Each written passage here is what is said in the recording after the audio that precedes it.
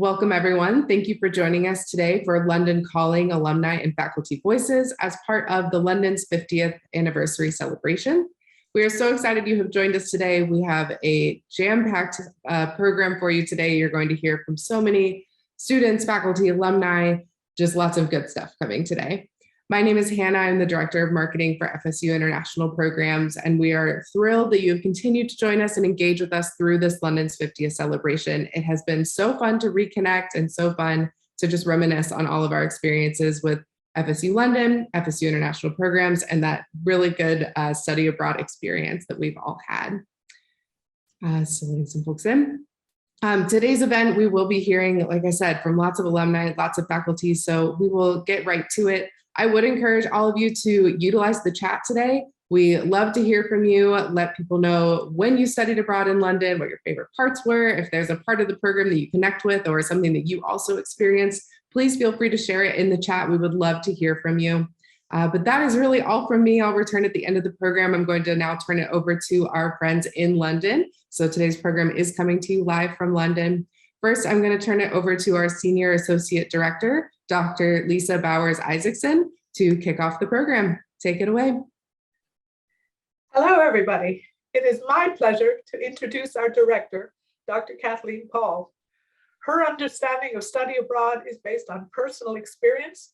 A native of Liverpool, England, she spent a year abroad studying in Boston, Massachusetts, and stayed on in America for 25 years for an academic career in modern British history, before returning to become director of FSU London in 2008.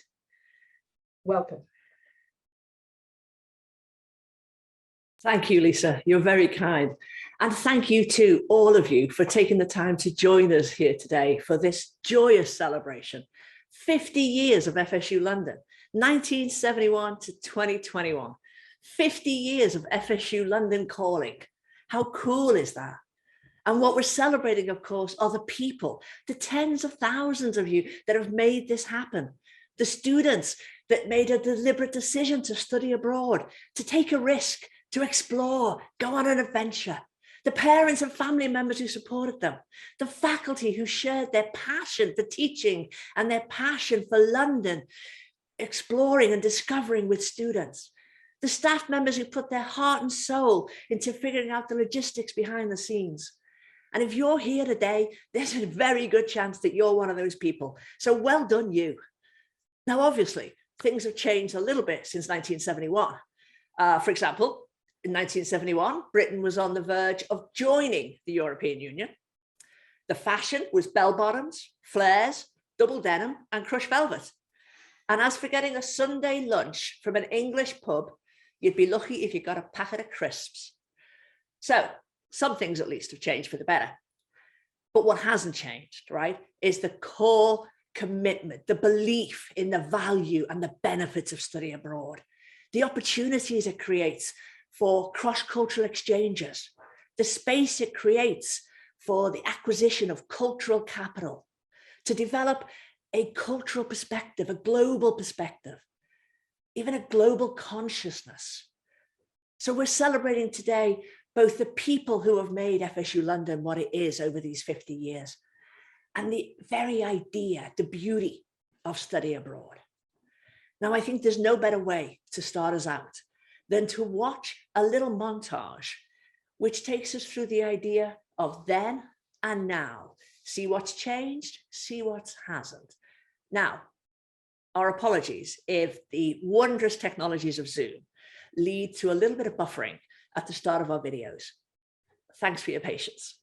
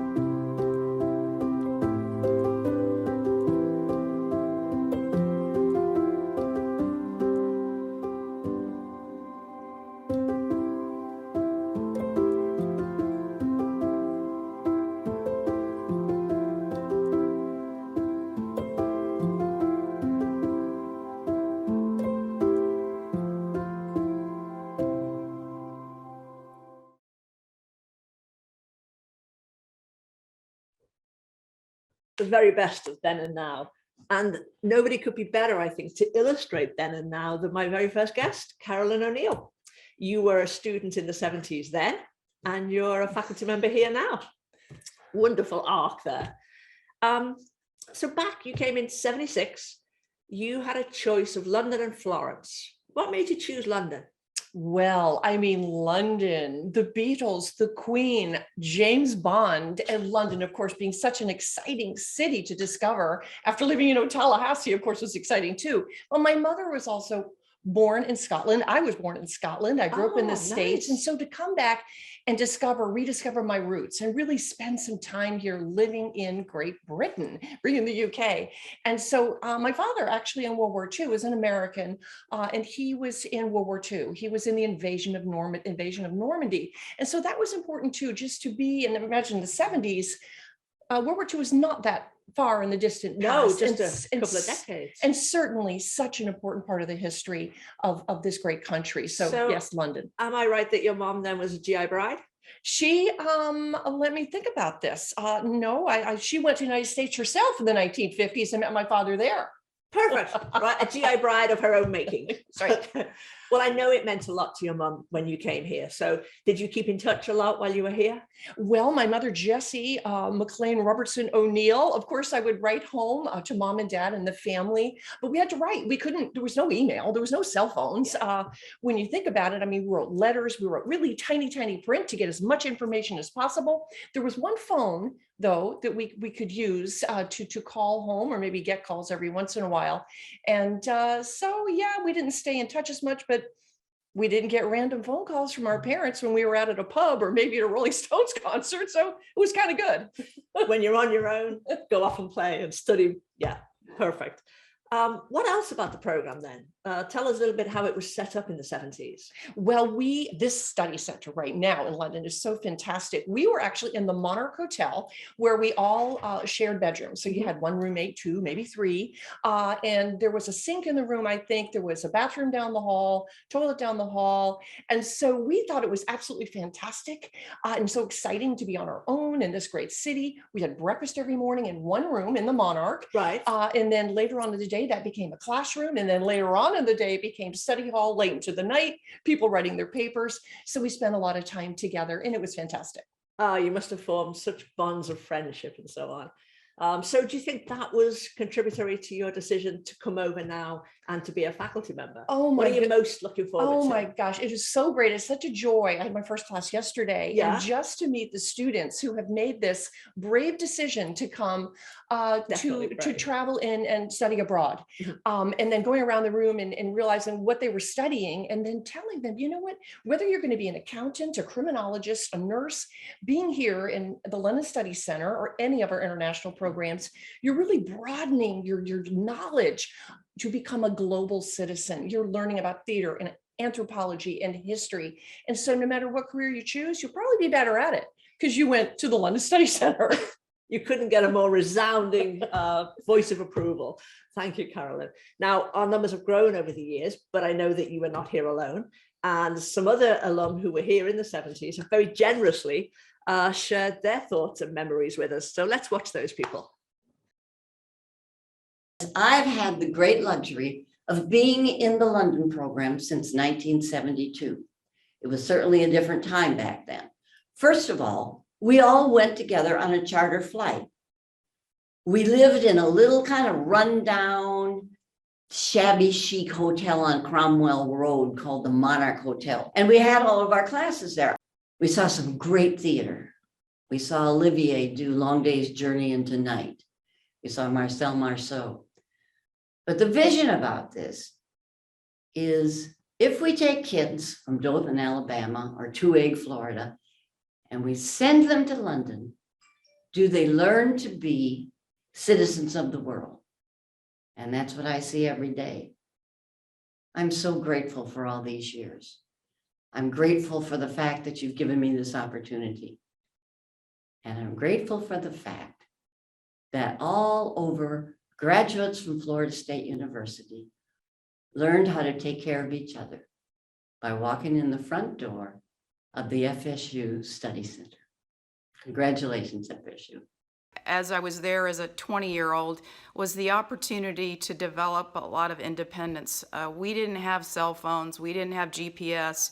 We had to figure out things ourselves. Almost on every corner there was a museum or a gallery or some other learning opportunity. Being part of a group, I think one of the things looking back that I didn't actually realize at the time, but the developing or the being part of a community of other students, that we had breakfast together, we traveled together, we studied together, we were living together.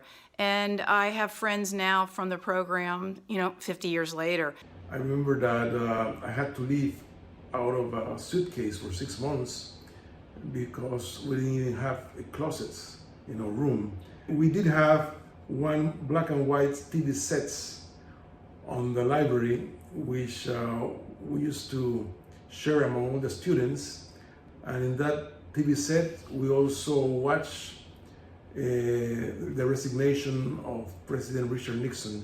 I think our biggest cultural shock was having beer served at something the British call cellar temperature, which means Totally. warm. And another big cultural shock was the total absence of ice cubes in the whole of the United Kingdom. I don't know how they get along with that. And also something that really, really bothered me, probably the biggest complaint about England was the waxy quality of the loo rolls when you went to the bathroom. It was awful. Congratulations, London program. Here's to 50 more. Wow, 50 years, and the enthusiasm for the program has not faded one iota.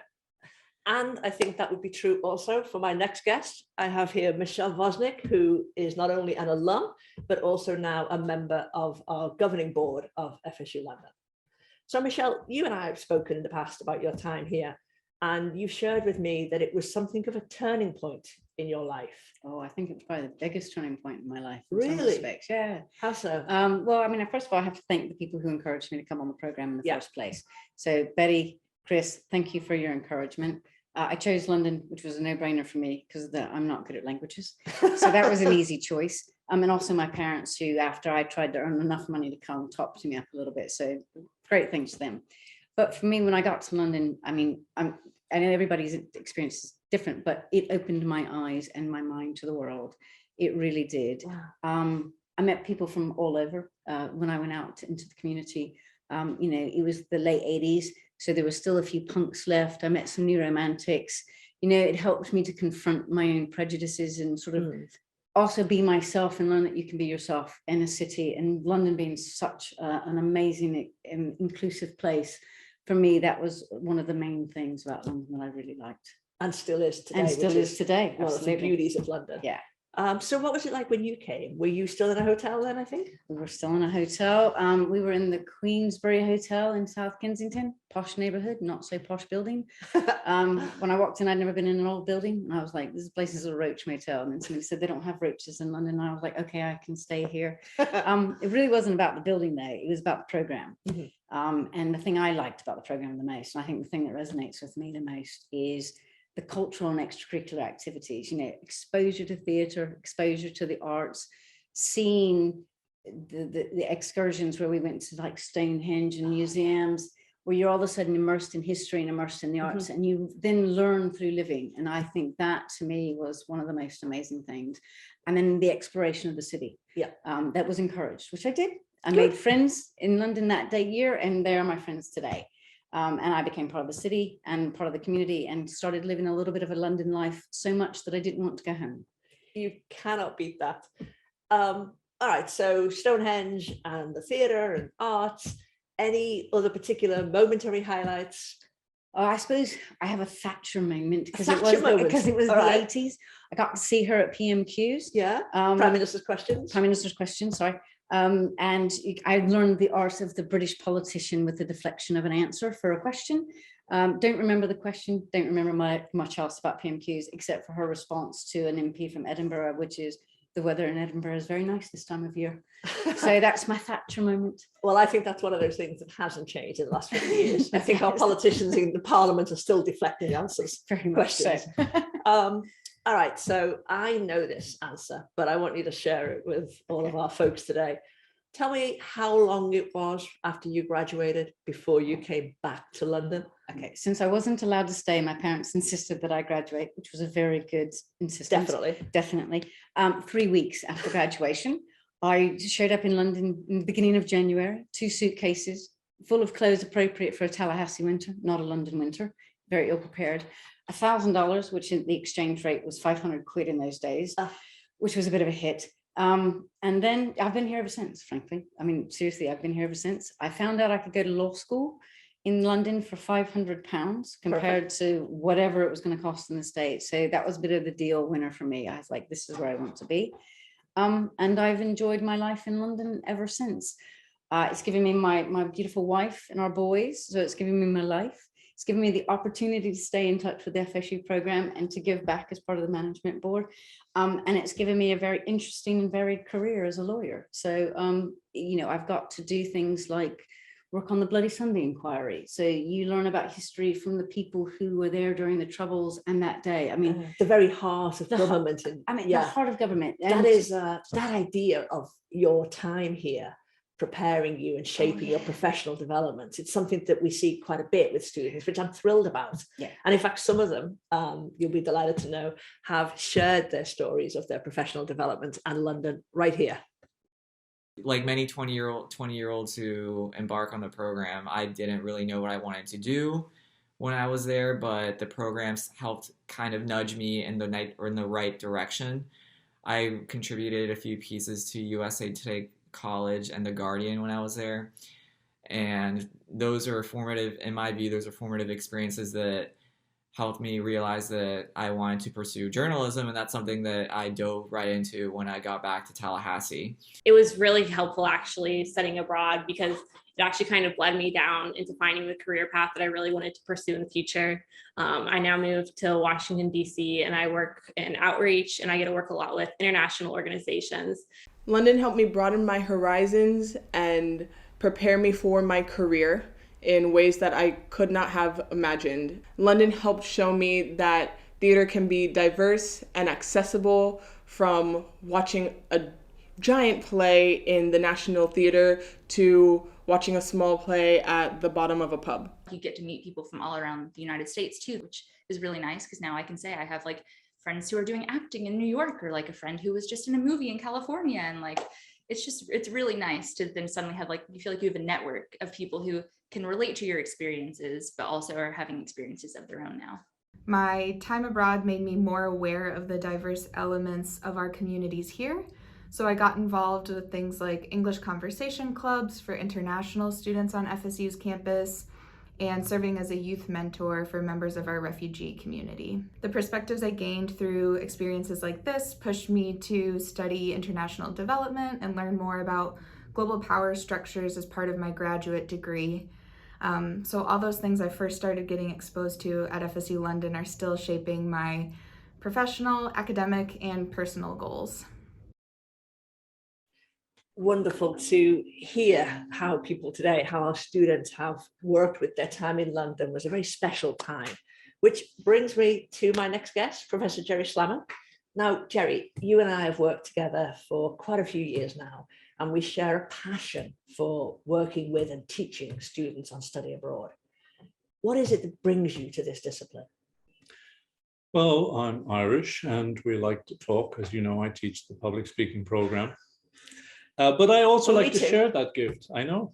I like to share our gift with people who are not Irish, especially young Americans. And I found over the years that the study abroad program is really the perfect place, or a perfect place, to do that.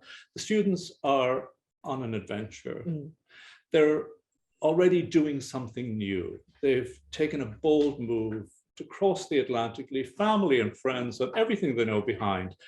So somehow I can take that very brave energy, and it is brave energy, and I can connect it with a really useful, interesting professional goal. You know, most people dread the whole notion of public speaking. But our students are already a little bit out there through the adventure. So it's a good time. The time is right. And also we have these lovely small classes and they can get to know each other, they can support each other, and we become a real little band of warriors. And when we become a band of warriors, then we're ready to take on the world. And we do, or at least we take on London. Well, you do, right? You and your band of warriors, you're out and about in London, the epitome of London as a textbook. How does that work, particularly for public speaking? Well, I think we're really lucky because London is a great stage to have around us, and we surely use that platform very actively every day. We go, for instance, to places like the National Gallery in Trafalgar Square, but unlike other people, we don't go there to whisper and quietly observe the pictures. The students actually give great public tours at the National Gallery, and sometimes they command great big crowds, and it's quite amazing to see, especially since the people watching them probably think that they're professional gallery guides. And then we have Speaker's Corner. I think it's a great moment for us at Hyde Park, historic Speaker's Corner. Students stand up there high over a great crowd. They have to defend something and argue for something that they really believe in. And the next thing, they're taking on this heckling crowd. They're forgetting themselves. They're entering into the speech. Suddenly they're fighting back. They're standing up for what they believe in. And I look at them with great gratitude, really. I think, wow, this is a moment that's going to change them forever. They are never going to be the same after this. And truthfully, they're not. They are not. I've never forgotten the student who told me, I was afraid when I came here, but after public speaking, I will never be afraid of anything ever again. So that is, I mean, students talk about it as a transformative moment and course. Why public speaking particularly? Well, I think I'm delighted to hear that they say that, really. It's what I hope for them. I think it's because of what they managed to achieve. And you know what it's like when you overcome a fear. There's something really special in that. There's a great saying that says, you know, if it doesn't challenge you, then it won't change you. And somehow I think that the whole study abroad program actually is a great challenge that brings a great change. And I'm very lucky because somehow the public speaking program is a perfect fit for that challenge and for that adventure, and somehow even takes the strength and the bravery and the courage out into their futures, you know, out into their professional life. Because I love to think that, you know, they're going to be in years to come associating their newfound confidence, their public speaking abilities with the great excitement and the great pleasure that they had here on their London adventure. And we're lucky we get to do this. And of course, we have 40 or more colleagues with us in London who also get this joy and this passion. And a few of them have very kindly shared their thoughts with us and their experiences and really why they like to teach on this program. The location of the study centre could not be better. I mean, very few people have the chance to live right in the heart of London like this. You just step out the door, you turn in any direction, there'll be a blue plaque to somebody.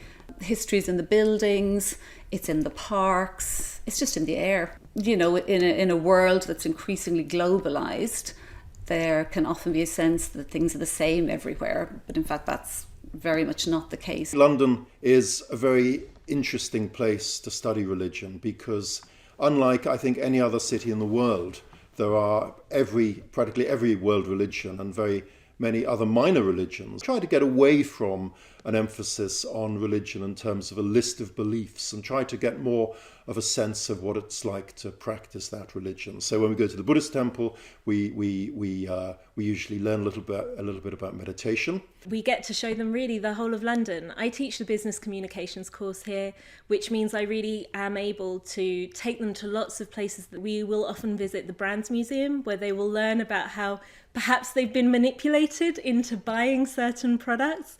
We also go to the Science Museum, where we learn about how communication has changed from the telegraph to smartphones. I teach archaeology. I remember once walking in and there were sort of 5 huge lads who looked far too cool for school, and they kind of sat at the very back of the classroom, and and sort of looked studiously bored. And then by the time it came to the following week, they were there sitting on the front row saying, "We want to be Indiana Jones as well." I consider FSU London to be a lively and enthusiastic community of students who are very brave and very engaged. And I think it's very important for the students to remove themselves from the familiar, from what they know, from what they think that they can take for granted, and come here and face those awkward, difficult topics, and being able to visit the museums and get tired while they walk, and have all those experiences and engaging with a place, and sit down and have a coffee and create those memories that just can't happen online. My English students come to the centre with a desire to find out about this marvellous, large, bewildering and exciting city. I shake the intellectual snow globe of the students. So at FSU London, it's about a kind of energy, a sort of buzz. We know, under our skin, we know that we're part of decades of learning. It's in the hum and the shine and the tick of the place. Wonderful to hear our faculty there talking about using London as a textbook, which I think is the best segue we could possibly hope for, to watch a little piece now of London as a textbook in action.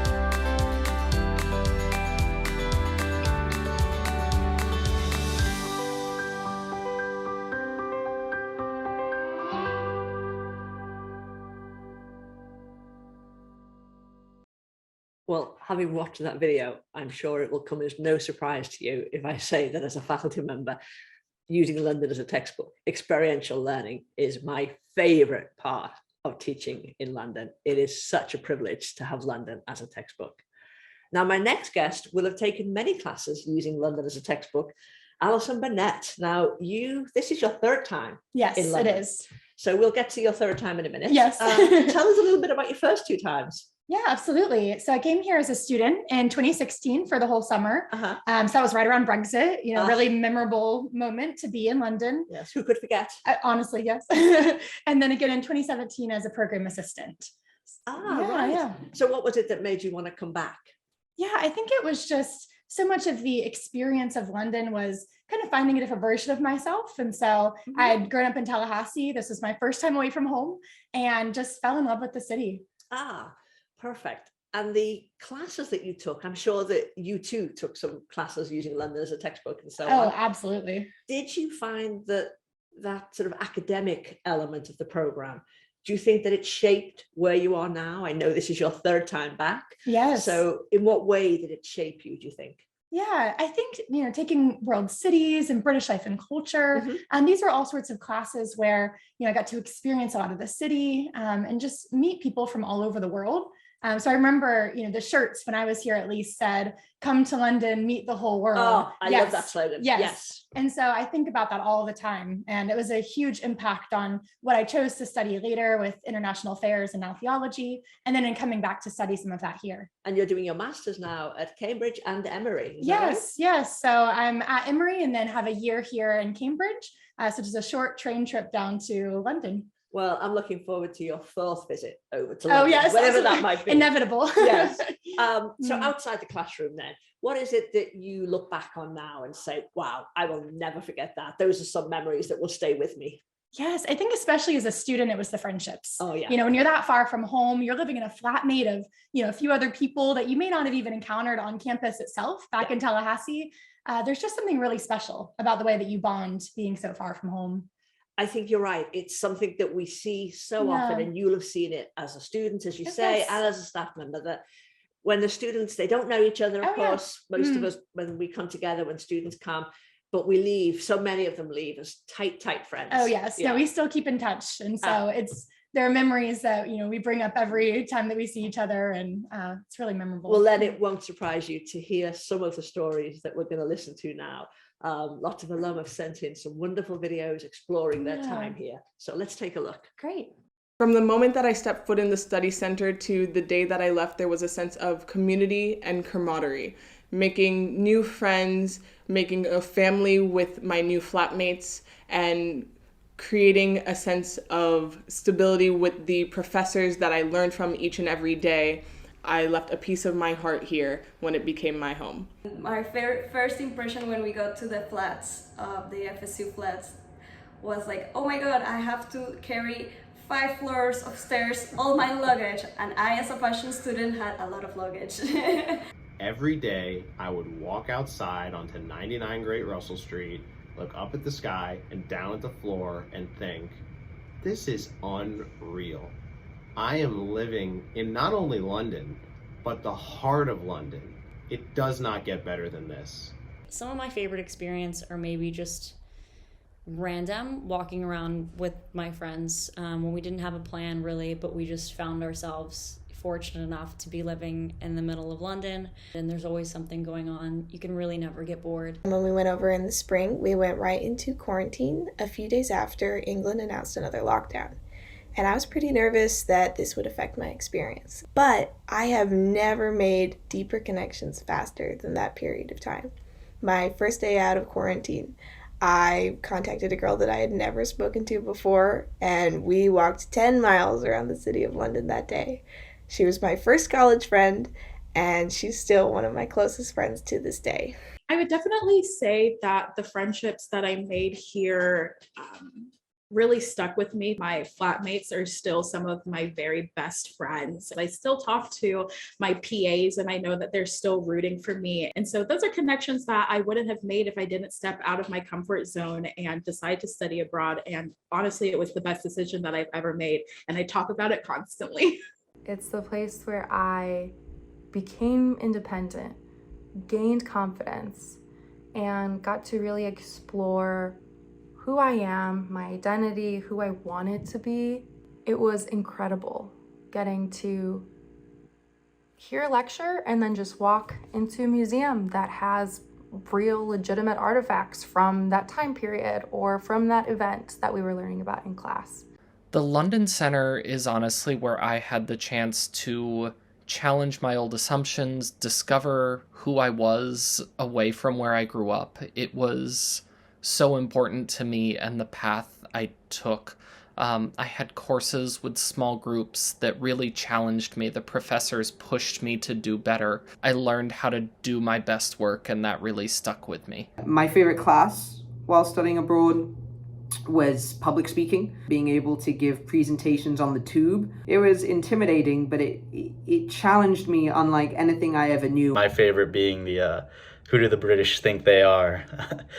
Aside from the comical name, that was the one that really immersed me in the history of London and really gave me something to take away from my experience outside of these friends and the memories that I made, something more to it. What I loved most about my FSU London experience was all the friends I made between like playing soccer in Regent's Park every day, to surfing in Cornwall, Tottenham trivia night, or dressing up as a barbershop quartet for Halloween. Me being an Indian citizen, I had quite a tough time getting a visa and everything to study abroad, but honestly, I would go through that whole process over 100 times again if I could experience just 1 week of my my time in London again, because that was just the greatest time of my life. It tugs at your heartstrings. I feel so privileged to be able to work with students, as indeed I know does my next guest. Meg Griffin, you came as a student and now you are a staff member as our student affairs manager. So that's quite a journey there. Quite a journey. Yeah, well, let's unpack it bit by bit. So 2012, why did you decide to come? So I am Tallahassee born and bred. My parents like to say Seminole since birth. Perfect. So I think I didn't have maybe the same experience other students did going away to university. And so when I wanted to go to Florida State, I had heard about international programs and how kind of internationally recognized it was. And that was what pulled me, as giving myself that experience to put myself in a different environment and to challenge and to kind of be uncomfortable. And I thought London was such an incredible city to pick. And when you got here, what did you find? Oh my gosh, it was buzzing. Like you Yeah. said, 2012. So we had the Olympics. So Yes. everyone was excited. The energy was palpable. There was always something to do in the city. And it was just such a vibrant place to be. So I loved the energy leading up to the Olympics. And when you were here, did you, I don't know, find your London? Did you make it your own? I did. I know that's something we say, but I think there is really somewhere for everyone. And I found that, and I still love going back to this day. It's North London, Hampstead Heath. I loved the bit of quiet away from kind of the busy city streets. And I did find it, and it's still so special. It's just wonderful walking up there, right? And then looking down over London. I know that now we take students for sunrise and sunset. And you get to see dogs, pet them, play with them. Yes. All right, what about, if it's your London, I'm going to throw you a curveball. Favorite museum? Oh my goodness, the Imperial War Museum, hands down. Charting human conflict since history. Every time you go, you learn something new. It's absolutely free, which I think is one of the trademarks of London. 10 out of 10, that's my pick. It is. It's a wonderful museum for showing possibilities for resolution. Yes, absolutely. Now, as a staff member, did it feel weird for you, a little bit strange when you came back and you thought, oh, I'm walking these same corridors? Yeah. I really feel like it added a great dynamic to being able to become a staff member here. I have that student perspective. I understand what it was like to be a part of the program, to have lived in those flats. That's a really cool part to now house students where I used to, but I think it really added a great dynamic and helped me transition into the role that I have today as the student affairs manager. Yes, bringing that student perspective to it. Yeah. And of course, now we've moved for many years now, 1992, we've moved into Great Russell Street, which I know is also a little part of your area for student affairs. Yes, we have 7 7th century townhouses. That is hard to say. That is a hard one to say. But they're absolutely incredible, located in the heart of central London. I think we're just so lucky to have them here for the students to walk out of that door and have everything just available for them to explore and live. Minutes from the West End. Covent Garden. Yeah, Trafalgar Square, one of my favorite places to be. Absolutely, yes. And you're there in less than 15 minutes. Exactly. And you've got the whole of England and the whole of British and the whole of the United Kingdom's history to talk about. Exactly. Right there. Yes. Now you've taken on a new responsibility just recently. Tell us a little bit about that. Yeah, so I have started teaching here at FSU, and I'm very excited. I've always had a passion for British history, and I think one of the incredible opportunities I had as a student on the program was the small class sizes and feeling like I was having a conversation with my faculty member rather than being talked at. And so it's been really rewarding to be able to do that now, bringing history to life in the city, in the classroom, in museums and galleries. And I have just felt so lucky to be given the opportunity to work with students in that way. And has that was that sort of shaped a little bit by, you did a master's degree, right, in St Andrews? I did. I loved the UK so much, I wanted to come back in different capacities. So I did my master's at the University of St Andrews up in Scotland, but decided it was a little too small for me. So moved back to London. But I think you bring your masters into our work together every time we go to Chatsworth, right? Yes. Which is one of the subjects of your masters. Absolutely, absolutely. Now, your passion for history, of course, fired up here and further encouraged, but of course it began over in Tallahassee, right, with our Tallahassee faculty. And what, as you know, one of the wonderful benefits that we have for FSU London is that we have some faculty from Tallahassee who dedicate their summers to teaching FSU London students right here in London. Let's hear from them. A few of them have shared their thoughts about what they think about FSU London and why they do it at all. Let's hear. Picture yourself walking the historic and happening streets of London as you head out of the study center to your next class. Notice I said head out of the study center because your class is probably going to be on the London streets in an interesting neighborhood, a theater, or even in a department store. London is the world in a microcosm, and it's the most amazing classroom. Each time that I have taught in London, I have been in awe of the vast opportunities for studying works by Jane Austen, Virginia Woolf, Emily Bronte, and others. We have studied those works against the cultural and historical backdrop that fueled the creative imagination of an assortment of celebrated authors. There is something extraordinary about our visits to places like Tavistock Square in the historic Bloomsbury district, where we critique Virginia Woolf's classic essay, A Room of One's Own, in the shadow of a bronze bust of the famous author. At the end of each term, students have mentioned how studying abroad has been a transformative experience in terms of how one not only reads, but engages a work of fiction. You get to do a different type of teaching in London. I love being able to take students to places like the British Museum, literally right across the street from the study center, and to show them the objects and artifacts from all over the British Empire. And I love being able to share it with the excited, engaged students that I always have. I've taught at the London Study Center, I think 8 times. Most learning is done outside the classroom, giving students a sense of living history and so many stories to tell family and friends. London itself is a wonderful textbook for learning. My wife and I developed a communication disorders program that includes visits to special schools and clinics in the London area. They learn about the education and healthcare systems in the UK. In fact, they learned that most people in the UK think that the NHS is a good healthcare system, contrary possibly to what they have learned at home. Each time I go into the foyer at 99 Great Russell, I am transported out of my life into a 300-year-old world. I feel the presence of my colleagues who preceded me there and hope that I leave my presence there for my colleagues who will follow. I had so much fun. It's such a privilege and a joy to teach for international programs. Using London, the city, as our entire classroom, we went to museums and plays and parks and bookstores, festivals, concerts. The city was our oyster, and I probably learned more teaching for international programs than my students did. You can't put a price on that passion for teaching. We are so very lucky. Now, as I say, our faculty from Tallahassee come, some of them, to teach on a curriculum-focused program. And my next guest here, Mela de Bonneville, you were on such a program, right? I was. Talk a little bit about that? Yes, I was part of the communications program here in 2019. And what that means is my instructor from Tallahassee's main campus came here to teach I had actually taken her class on main campus in a huge lecture hall of hundreds of students. I was just another student in the crowd.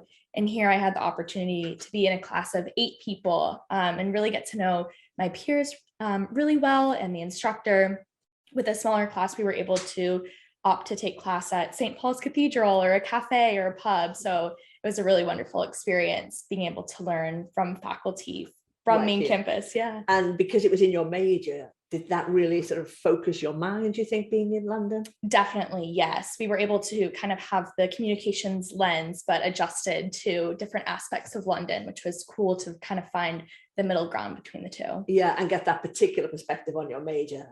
That's just a little bit different. Yeah, absolutely. Perfect. I'm so glad. Now you came back as a program assistant. What made you take that bold step of applying for that position? Yeah, being here was a highlight of my college experience, and the opportunity to come back to work for my alma mater for FSU and to work at the program that really made my experience so amazing was a no-brainer. Having the opportunity to get to know all of the students and support them and kind of help them on their study abroad experience has been really amazing.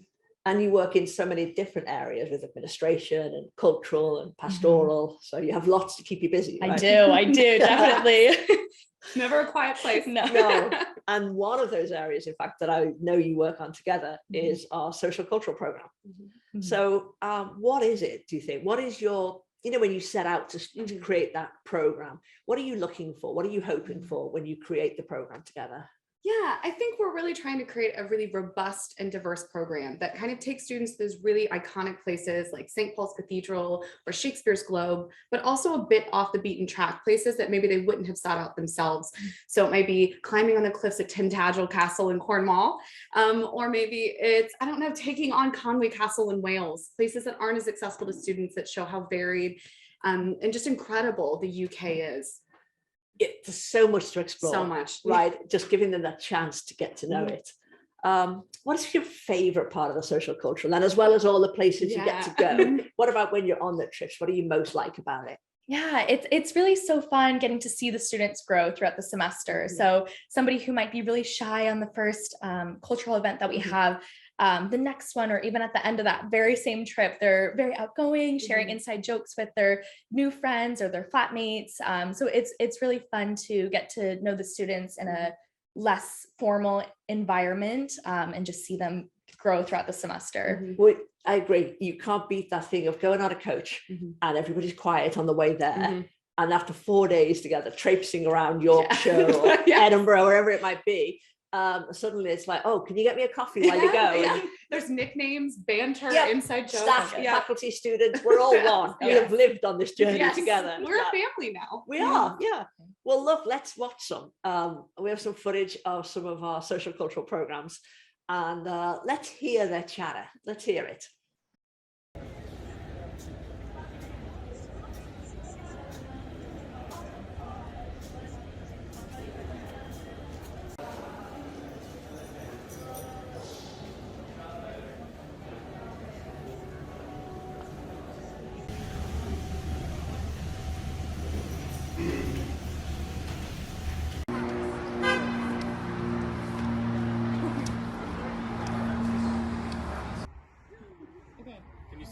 Wait, can you see our feet? Yeah. Can you? Look at that hay. Right there. So true. Look at that hay. Stop! I like to the bridge. The bridge. Oh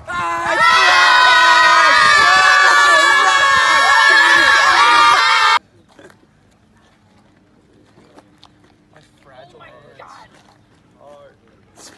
Beautiful.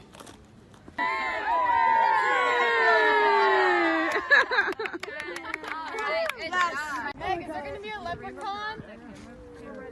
I'm afraid of leprechauns. They're not even real. It'd be fun to wear a pretty dress and do it side saddle. Hey! Not the death stare, just get the camera up. Take 2. Look at those beautiful faces. Yay! That's exactly why. Rachel, smile and wave. Smile and wave. Oh my God, you can right now, Lainey. What does IP mean We to love you? exploring. We love seeing the world. That is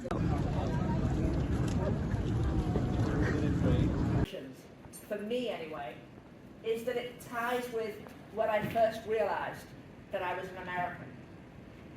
I lived in America by then for quite a while, over a decade.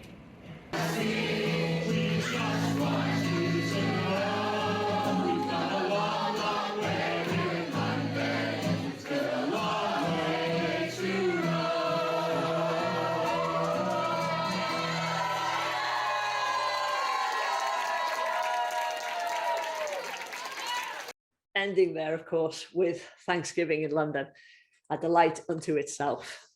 I could watch videos like that all day long. It is just an image, a glimpse of how much fun we all have together, which kind of makes me say we should watch maybe one more. Yeah, all right, let's watch one more. One last set of alumni voices telling us their thoughts on their time in London. Happy 50th birthday, FSU London. FSU London was one of the best experiences and most impactful experiences of my entire life. It makes you want to learn, which it sounds like dorky, but like I was so excited to like go to class every day because I knew I would actually get to see the things that I was learning about. One of the greatest things about classes in London is that the city becomes your campus. It was just such a unique experience that it does lead you to have just a really particular kind of friendship with those people. And I'm really grateful for that. You know, there's so many things to do in London. Sometimes you just have to go out and do them yourself. And I would have never thought that I'd be doing that before I went over. London will forever be my favorite city because I have such great memories there and it facilitated such positive growth and change for me. Thank you for making me who I am today and the person that I will be for the rest of my life. Happy 50th anniversary and go Knowles. Happy birthday, FSU London, indeed. Thank you for all of you for joining us here today. Thank you for so many of you that sent in contributions, videos, correspondence, photos. I'm sorry that time constraints didn't allow us to use everything, but watch this space. We do have our grand finale coming up in April, the celebration to end all celebrations of FSU London's 50th anniversary.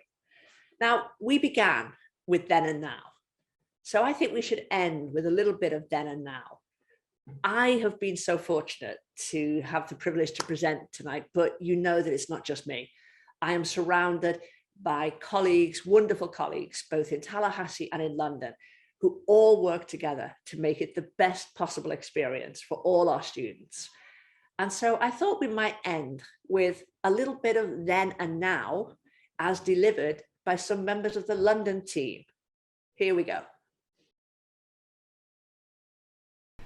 What a celebration. 50 years of FSU in London. Can you believe it? From the Monarch Hotel to 99 Great Russell Street. From Queen Elizabeth II to Queen Elizabeth II. From President Nixon to President Biden. From joining Europe to leaving Europe. From Bobby Bowden to Mike Norvell. From fish and chips to chicken tikka masala. From Joseph and the amazing Technicolor Dreamcoat to everybody's talking about Jamie. From Sean Connery to Daniel Craig. From typewriter to tablet. From Elton John to Adele. From postcards to Snapchat. From Tom Baker to Jodie Whittaker. From upstairs, downstairs to The Crown. From Prime Minister Edward Heath to Prime Minister Boris Johnson. From Director William Bruckheimer to Director Kathleen Paul. And on that note, congratulations to every one of you for all that you have done to make FSU London what it is today. From 1971 to 2021 and beyond. Thank you so much to everyone who has joined us today and for everyone who has tuned in on all of these events. Thank you to our friends in London and our staff over in London, to everyone who has contributed to this event, whether it was a photo or a video. Sharing your time and your experiences with us has absolutely made this event what it has been. Thank you to everyone for engaging in the chat. We love hearing your stories and we love hearing about your experiences. A great way to continue to share those things with us is by actually sending them to us at ip-media@fsu.edu. We would love to see your photos, your videos, hear your memories, share your stories with us. We would love to hear from you. We still have a few more events to go to celebrate the 50th anniversary of FSU London, so be sure to register for those last 2 events and invite your friends as well. If you want to continue to engage with the FSU IP and with FSU London to stay ahead of what's coming up, to hear about events, see other photos and videos from other alumni, please make sure that you join the FSU IP London Facebook group that you can find on Facebook. If you need help finding the link, please feel free to reach out to us. We would be happy to send that your way. Also, please keep an eye on your email for a follow-up email from this event, thanking you for attending this event. It will include a recording for today's event. If you'd like to rewatch, or if you have family and friends who weren't able to attend and you want to share it with them, you can absolutely do that there. There will also be information if you're interested in supporting international programs at FSU London and international education in the future for other students. You will find all of that information in that email. Thank you again for joining us today, and we wish you all the best. Thank you again to our folks in London, and everyone enjoy your afternoon. Thank you.